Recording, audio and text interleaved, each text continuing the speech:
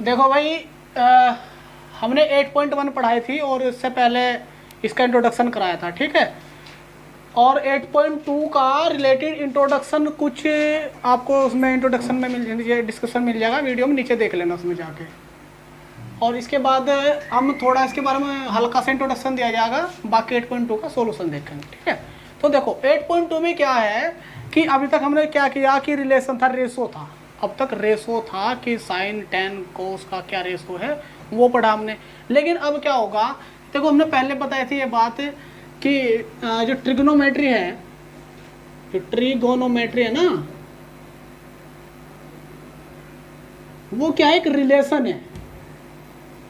और रिलेशन किसका है, रिलेशन बिटवीन, ये बीड है ना, between angles and sides of triangle. Triangles के एंगल्स और साइड्स के बीच का एक रिलेशन है, संबंध है। तो ये ट्रिग्नोमेट्री है ना। अब देखो इसी का यूज करना है ना, एंगल और साइड का ही रेशो करना है। सपोज करो हमने कहा था भाई देखो कि ये एक स्कूल की बिल्डिंग है और ये इसका बेस है यहाँ से यहाँ तक का, और यहाँ में खड़ा हो गया है ना, और मेरी हाइट मान लिया 1 मीटर है। तो यहाँ से मैंने एक लेजर लाइट लगा लिया, तो मैंने एंगल जो देखा, यहाँ से जो एंगल देखा, ये एंगल आपके पास होगा, सपोज करो 45 डिग्री एंगल हो गया। अब हम बिना मीटर पैमाने के इसकी बिल्डिंग की हाइट बता दूंगा मैं। देखो कैसे बता देंगे भाई, मान लिया ये 1 मीटर है तो ये भी तो इसके 1 मीटर होगा, यानी कि 1 मीटर। अब मेरी जो आँख है, आइज है, वो यहाँ है, तो यहाँ से मैंने एंगल बनाया, तो मैं ये बताना है, अगर मैं ये बता दूँ, तो आपके पास क्या हो जाएगा कि हाइट आ जाएगी ये +1। तो सपोज इसने बताया था कि मैं यहाँ से 10 मीटर की दूरी पे खड़ा हूँ, 10 मीटर की डिस्टेंस पे खड़ा हूँ मैं, है ना। तो देखो क्या होगा इसमें कि हमने कहा हमको रिलेशन पता है, tan 45 की वैल्यू 1 होती है, मुझे वैल्यू पता है, वैल्यू जोन से बताऊंगा मैं तुम्हें। तो tan 45 की 1 होती है, लेकिन हमें इससे पहले पढ़ा था फॉर्मूला कि tan theta equal to perpendicular upon base, perpendicular upon base. इसका परपेंडिकुलर एंगल के ठीक सामने परपेंडिकुलर होगा h/10, h/10, value 1 h/10, that is h की वैल्यू आपके पास 10। ये h की वैल्यू आई है, तो बिल्डिंग, स्कूल की बिल्डिंग हाइट कितनी होगी, 10 + 1, क्योंकि नीचे भी तो 1 है, 11 मीटर। ये आपके पास इसमें हमें पढ़ना है, ठीक है। ऐसे क्वेश्चन आपके पास होंगे। अब देखो एक टेबल बना दे रहा हूँ मैं, जो टेबल है वो कैसे याद करनी, वो तो ये आपके पास एंगल लिख दिया मैंने, थीटा यहाँ चलेगा और यहाँ से ratio, sine theta, cos theta, tan theta, cot theta, sec theta और कोसेक थीटा। देखना है नीचे का दिख रहा है ना लिखा हुआ, है ना।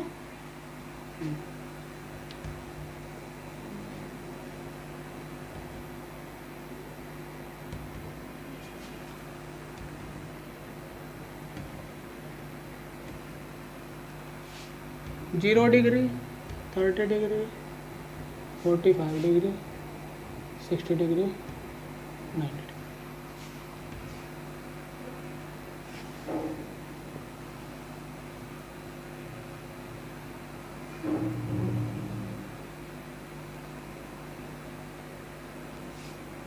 देखो बिल्कुल एकदम सिंपल तरीका याद करना तुम्हें, साइन थीटा वैल्यू निकालनी भाई, इसे बस आप इस लाइन को याद रख लो, इसी लाइन से पूरी टेबल तैयार हो जाएगी आपकी, बिल्कुल इसी लाइन से। देखो कैसे होगी, हमने यहाँ 0 से स्टार्ट कर दिया, क्योंकि साइन की जो वैल्यू ना 0 से 90 तक इंक्रीज होगी, बढ़ेगी, और इसकी 90 से 0 यानी कि इसकी डिक्रीज होती है 0 से 90। तो देखो मैंने यहाँ 0 लिख दिया, 1 2 3 4, है ना। अब देखो सबके ऊपर रूट लगा दो, और 2 से डिवाइड कर दो। बहुत सिंपल तरीका है। साइन को पकड़ लो और इसमें 0 1 2 3 4 रूट लगाया, 2 से डिवाइड कर दिया। देखो 0/2 तो 0 ही रहेगा, रूट 1 का 1 ही होगा, यानी कि 1/2 होगा। अब रूट 2 को क्या लिख सकते हैं हम?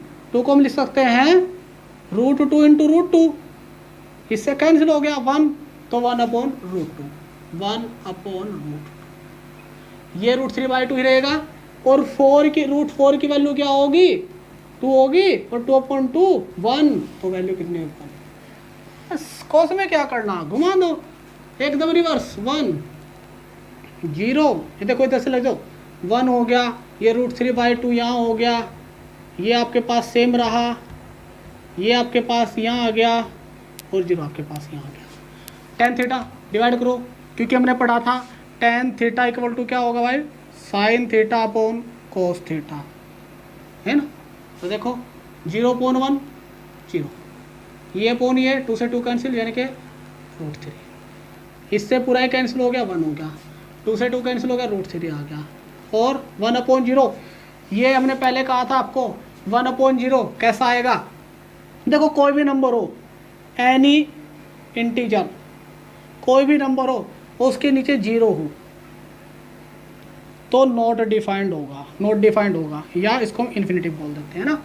और अगर आपके पास 0 एनी नंबर हो, कोई भी नंबर हो, तो वो 0 होगा। तो इसके नीचे 0 है ना, 1 के नीचे 0 है तो नॉट डिफाइंड हो गया, है ना। कोट ये 0 का इन्वर्स हो जाएगा, यानी कि नॉट डिफाइंड, √3 1 1/√3 0, है ना। देखो कोई भी नंबर हो, एनी नंबर अपॉन इन्फिनिटी होगा तो वो 0 होगा, तो 0 हो गया। sec थीटा 1 का 2/√3 √2, कोस का रेसिप्रोकल है ना, 2 हो गया, नॉट डिफाइंड 2 √2 2/√3 और 1, ये टेबल है। ठीक है भाई, ये टेबल याद करनी है आपको, इसके बिना काम नहीं चलेगा। और याद क्या करना आपको? साइन याद कर लो यार, और क्या करना है? साइन अपॉन कोस tan कोसेक, और क्या हो जाएगी याद, है ना। बिना पेन बिना कॉपी के मत बैठा करो भाई। देखो अब हम क्वेश्चन करते हैं भाई। पहला क्वेश्चन है sin 60 cos 30 sin 30 cos 60। बताओ भाई sin 60 की वैल्यू कितनी है? देखो sin 60 की वैल्यू हमने कहा था 0 से 90 की तरफ बढ़ेगा, यानी कि हमने कहा 0 1 2 3। अगर याद ना रहे ना वैल्यू, तो बिल्कुल सिंपल तरीका सा हमने बताया था कि साइन तो 0 से स्टार्ट कर दो, 0 1 2 3 4, बस।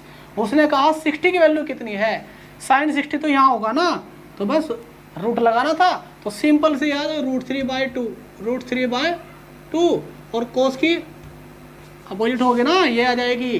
तो cos 30 की वैल्यू जो sin 60 की है वो क्या होगी? 30 की वैल्यू होगी, यानी कि √3/2 प्लस sin 30 1/2, नीचे देखो, और cos 60 की वैल्यू कितनी होगी? जो 30 की है वो √3 3 2 2 जा 4 √3/4, और ये गलत कर दिया हमने, 1/2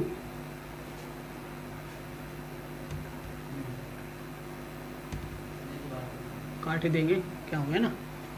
देखो क्वेश्चन देखो भाई, sin 60 की वैल्यू क्या है?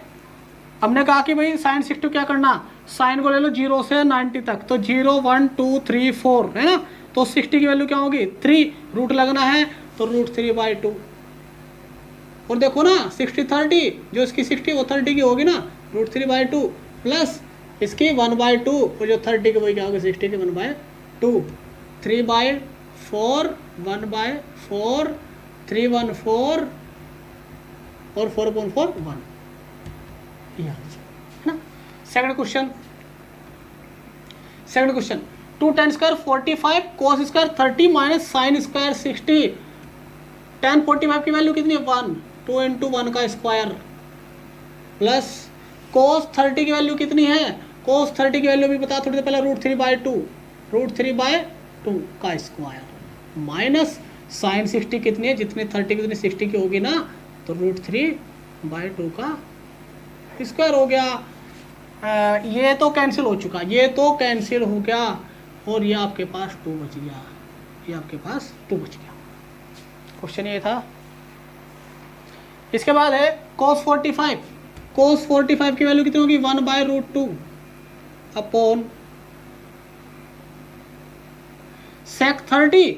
sec 30 की वैल्यू, क्योंकि cos 30 की वैल्यू √3/2, तो sec 30 की क्या होगी? 2/√3 होगी, प्लस अरे cosec 30 की आ गया 1/2 से स्टार्ट था साइन, तो ये 2 आ गया, 2/1। इसको यहाँ किए दे रहा हूँ भाई मैं। 1/2 आपके पास, सॉरी 1/√2 सेम रहा, एलसीएम ले लिया, √3 हो गया आपके पास 2 + 2√3, ये ऊपर चला जाएगा तो हो गया ये √3, नीचे आ गया √2 और 2 + 2√3। अब देखो, अब इसमें क्या है कि कभी भी आप डेनोमिनेटर में कभी भी ये नहीं छोड़ना कि नीचे हमें रूट में छोड़ी संख्या, तो उसका क्या करते हैं हम? कॉन्जुगेट से ऊपर नीचे मल्टीप्लाई कर दो। कॉन्जुगेट से क्या कर दो? ऊपर नीचे मल्टीप्लाई कर दो। भाई मैं ये क्वेश्चन सेकंड रफ कर दे रहा हूँ, उसको उतार लेना, ठीक है। तो देखो यहाँ जाओ,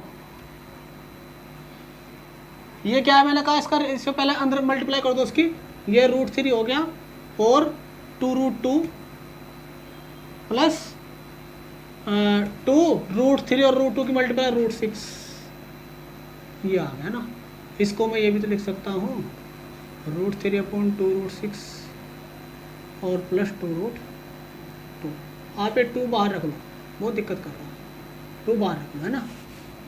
कॉन्जुगेट से मल्टीप्लाई, √6 प्लस √2 का कॉन्जुगेट देगा माइनस में, √6 माइनस √2 से मल्टीप्लाई कर दो ऊपर नीचे, √6 माइनस √2, √3 √6 √2 अपॉन 2 तो सेम रहा, देखो a + b a - b a² - b², √6 का 6 हो गया और √2 का 2 हो गया, ये हो जाएगा आपके पास √3 √6 माइनस √2 अपॉन 6 - 2 4 4 2 जा 8। भाई इसका आंसर चेक कर लो, ये क्या आंसर देख रहे हो सचिन, क्या इसका एक बार चेक कर लो। हाँ sin 30, अब इसको सुने, sin 30 वैल्यू कितनी है? 1/2, फटाफट करो, 41 माइनस cosec 60 √3/2 होती है तो 2/√3 हो गया, है ना। sec 30 वैल्यू कितनी है? cos 30 की √3/2 तो 2/√, क्या आंसर है? हैं? हाँ हाँ, अरे मैं क्या लिख दिया, क्या है बताना?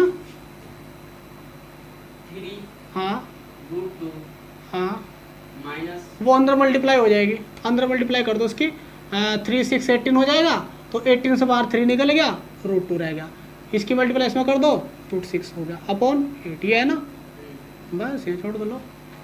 हाँ cos 60 वैल्यू 1/2, cot 45 की 1।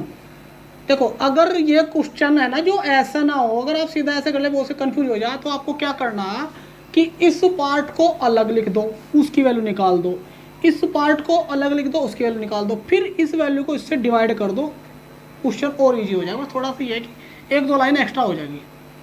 एलसीएम लो, ऊपर से एलसीएम आ गया 2√3, देखो 2 कैंसिल, √3 की मल्टीप्लाई इसमें कितना √3 प्लस ये तो 2√3 पूरा ही आएगा भाई, और माइनस √3 कैंसिल, 2 2 जा 4 अपॉन सेम नीचे 2√3 एलसीएम आ गया, ये आ जाएगा आपके पास √3 कैंसिल 2 जा 4, और आपके पास ये कितना हो गया भाई √3, और ये आपके पास कितना हो जाएगा 2√3, कर दो ऑप्शन, इससे ये कैंसिल हो गया, 3√3 माइनस 4 अपॉन 3√3 प्लस 4, फिर वही आ गया कॉन्जुगेट से मल्टीप्लाई कर दो ऊपर नीचे, 3√3 माइनस 4 अपॉन, देखो कॉन्जुगेट साइन चेंज होता है भाई, ये वाला साइन 3√3 माइनस 4, ऊपर तो होल स्क्वायर बन गया, लेकिन नीचे फिर वही इसका डिफरेंस हो गया। और इस क्वेश्चन को मैं किए दे रहा हूँ, इस क्वेश्चन को मैं या क्या दे रहा हूँ, फर्स्ट में ना, फर्स्ट क्वेश्चन में रफ कर दे रहा हूँ, फर्स्ट क्वेश्चन में रफ कर दे रहा हूँ, और हाँ फर्स्ट क्वेश्चन रफ कर दे रहा हूँ। खींच लो भाई इसको यहाँ पे।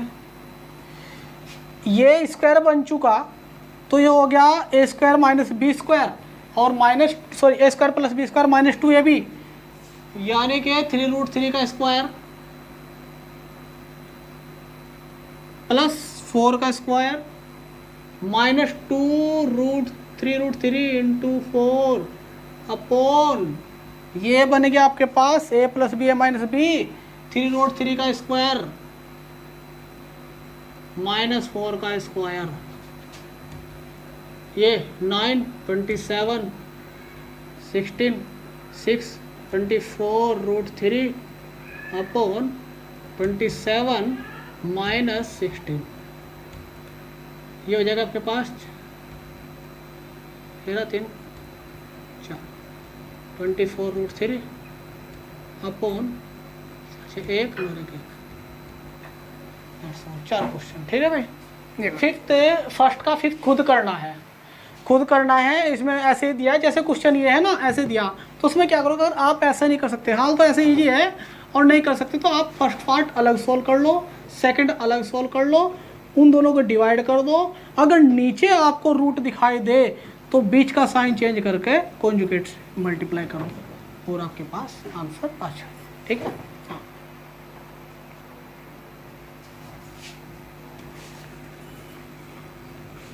देखो मैं वैल्यू रख दो इसकी, tan 30 की वैल्यू 1/√3, 1/√3 का स्क्वायर, 1 प्लस 1/√3 का स्क्वायर, 2 3 का कितना 1 3 हो गया, और 1 प्लस 1/3 एलसीएम ले लो इसका, तो 2/3 तो आ गया, ये एलसीएम 3 प्लस 1 3 कैंसिल हो गया, 2/4 2 1 1/2।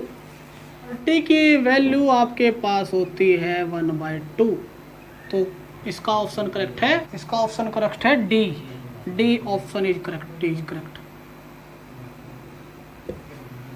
सेकंड,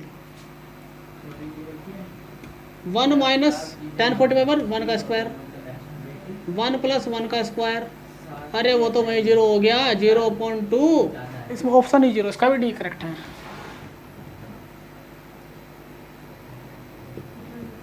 ठीक है।